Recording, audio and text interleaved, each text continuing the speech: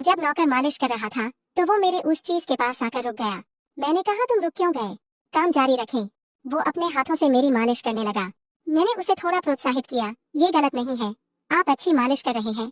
वह थोड़ा घबराया लेकिन फिर उत्साह के साथ मालिश जारी रखी। 1 घंटा बीत गया और उसके हाथों ने मुझे एक अलग दुनिया दिखाई। फिर वह बोला, मालकिन आप बहुत सुंदर लग रही है। उसने मुस्कुराते हुए कहा और मैंने भी उससे कहा, आप बहुत अच्छा काम कर रहे हैं। उसने बिना सोचे मुझसे पूछा, क्या तुम मेरे साथ क्रिकेट खेलोगे?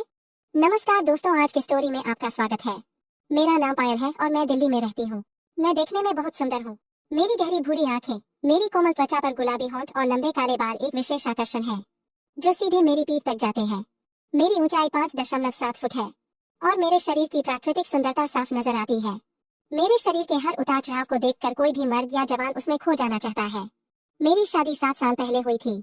मेरे पति राहुल एक सफल बिजनेसमैन है। उनके पास बहुत पैसा है, इसलिए वे जो चाहे खरीद लेते हैं, चाहे वो कोई वस्तु हो या महिला। राहुल हमेशा बाहर रहते हैं और घर पर ज्यादा समय नहीं बिताते, इसलिए मैं भी अपने जीवन में स्वतंत्र और आनंदमय जीवन जीती हूँ। हमारे घर में एक नौकर था, लेकिन किसी कारणवश उसे अचानक गाँव जाना पड़ा। उन्होंने कहा कि उनका बेटा रोहित उनकी जगह काम करने आएगा। कुछ दिन बाद उनका बेटा हमारे पास आया और घर का सारा काम करने लगा। रोहित एक युवा, आकर्षक और संपन्न लड़का था। वह साफ सफाई, बर्तन धोना और अन्य सभी कार्यों को व्यवस्थित करता था। हमारे घर में आजादी थी, कोई रोक टोक नहीं थी, इसलिए उसे यहाँ रहना अच्छा लगता था। एक दिन वह रसोई में सब्जी बना रहा था, तो मैंने उससे कहा कि तुम सब्जी कितनी अच्छी बनाते हो। दरअसल जब तुम किचन में होते हो तो मुझे कोई काम नहीं करना पड़ता। रोहित मुस्कुराया और बोला, मालकिन मैं जब काम कर रहा होता हूँ तो आपको चिंता करने की कोई जरूरत नहीं है। फिर एक दिन मुझे एक दोस्त की बर्थडे पार्टी में जाना था।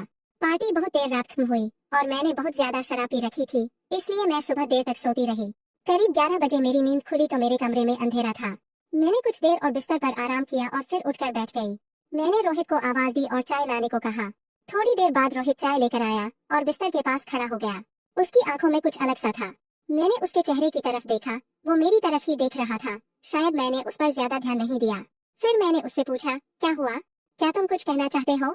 उसने जवाब दिया, नहीं मालकिन, कुछ नहीं। फिर मैंने उससे कहा, तो तुम यहाँ क्या कर रहे हो? फिर वह चला गया। उसके जाने के बाद मुझे थोड़ा दोषी महसूस हुआ। मैंने सोचा कि मुझे उसके साथ ऐसा व्यवहार नहीं करना चाहिए था। थोड़ी देर बाद मैंने उसे बुलाया और उसे मेरा कमरा साफ करने के लिए कहा। वह तुरंत वापस आया और सफाई के सामान से मेरे कमरे की सफाई करने लगा। मैं बस बिस्तर पर लेटी हुई थी। जब रोहित मेरे कमरे में काम कर रहा था तो मैं उस पर ध्यान दे रही थी। वह मेरे चेहरे को देख रहा था और मैं उसके सामान को देख रही थी। मैं समझ गई कि उसके मन में क्या चल रहा है। मैंने उससे पूछा, तुम यह दूसरा क्या काम करते हो? तो उसने कहा, मैं गांव में बच्चों को पढ़ाता हूँ। फिर मैंने पूछा, सिर्फ पढ़ाते हो या कुछ और भी करते हो? उसने कहा, मैं शाम को अखाड़े में जाता हूँ। मैं मुस्कुराई और कहा, मुझे नहीं लगता कि आप अखाड़े में जाते होंगे। बाद में जब हम बातें कर रहे थे, मैंने उससे कहा, मेरा शरीर बहुत दर्द करता है, क्या तुम मेरी मालिश करोगे? वह थोड़ा शर्मिंदा हुआ और तेल लेकर आया। मैंने उसे तेल से मालिश करने से मना कर दिया। अब रोहित धीरे से मेरे पैरों की मालिश करने लगा और मैं सोच रही थी कि यह मेरे पैरों के ऊपरी हिस्से पर अधिक ध्यान देता है। उनका मन मेरी टांगों की ओर घूम रहा था। मैंने उसे और जोर से मालिश करने को कहा। उसने झिझकते हुए कहा, मालकिन, आपके पैरों को आराम की जरूरत है, इसलिए मैं हल्की मालिश कर रहा हूँ। मैंने हंसते हुए कहा, मुझे धीरे धीरे मालिश करना पसंद नहीं है, तुम थोड़ा जोर से करो। वो थोड़ा जोर से मालिश करने लगा। उस वक्त मुझे उसका काम बहुत अच्छा लग रहा था। धीरे धीरे वो मेरे घुटनों की मालिश करने लगा। मैंने कहा, आपका काम बहुत अच्छा है। वह थोड़ा खुश हुआ और मेरे उस चीज के पास आकर रुक गया। मैंने कहा, रुक क्यों गए? वह अपने हाथ से उसकी मालिश करने लगा। मैंने उसे थोड़ा हौसला दिया, ये गलत नहीं है, तुम अच्छी मालिश कर रहे हो। वह थोड़ा शर्माया, लेकिन फिर मुस्कुराहट और उत्साह के साथ मालिश करने लगा। जैसे जैसे टाइम बीता, उसके हाथ थोड़े अधिक आश्वस्त हो गए। एक अद्भुत एहसास हमारे मन में आया। 1 घंटा बीत गया और उसके हाथों ने मुझे एक अलग दुनिया दिखाई। मालकिन, तुम बहुत सुंदर लग रही हो, उसने मुस्कुराते हुए कहा। मैं मुस्कुराई और मैंने उससे कहा कि तुम बहुत अच्छा कर रहे हो। उसने बिना सोचे मुझसे पूछा, क्या तुम मेरे साथ क्रिकेट खेलोगे? मैंने मुस्कुराते हुए उससे कहा, हाँ, खेलूंगी, जिसका मैं लंबे समय से इंतजार कर रही थी। अब उसने खेल शुरू कर दिया। मुझे इस खेल में बहुत मजा आ रहा था। खेल कर वह थका हुआ लग रहा था।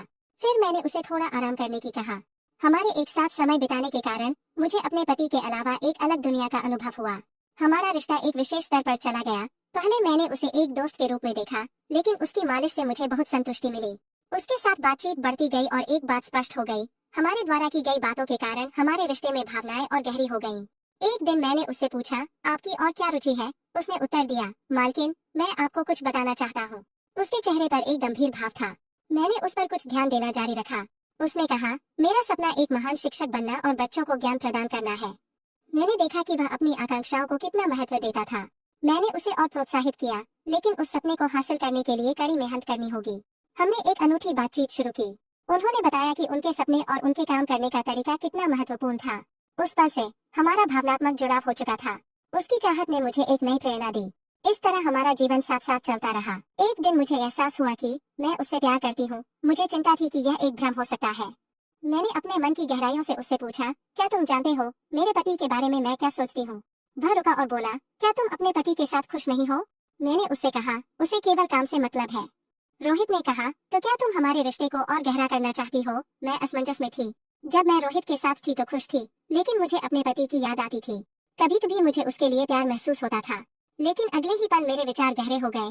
फिर एक दिन रोहित ने मुझे अपने मन की बात बताई। उसने नरम रुख अपनाया और मुझसे कहा, तुम मुझसे शादी करोगी?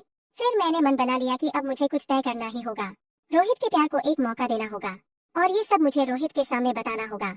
रोहित, मैं तुम्हारे साथ एक अनोखी जिंदगी जीना चाहती हूँ। वह खुश हो गया और हम दोनों को एक दूसरे से प्यार हो गया। यह एक असामान्य प्यार था, विश्वास और समर्पण से भरा हुआ। उस दिन हमने एक साथ अपने जीवन का एक नया अध्याय शुरू किया, जिसमें दोनों ने एक दूसरे को पूरी तरह से स्वीकार कर लिया और दुनिया को एक नया नजरिया दिया। रोहित के साथ रहते हुए मुझे नई प्रेम कहानी का एहसास हुआ। प्यार कभी विफल नहीं होता, और उसके साथ रहने का मतलब जीवन के हर पल का आनंद लेना है। इस तरह हमारा रिश्ता एक नई विशिष्टता से भर गया। दोस्तों, इस तरह की और अधिक रोमांचक कहानी के लिए हमारे YouTube चैनल को सब्सक्राइब करें। धन्यवाद दोस्तों।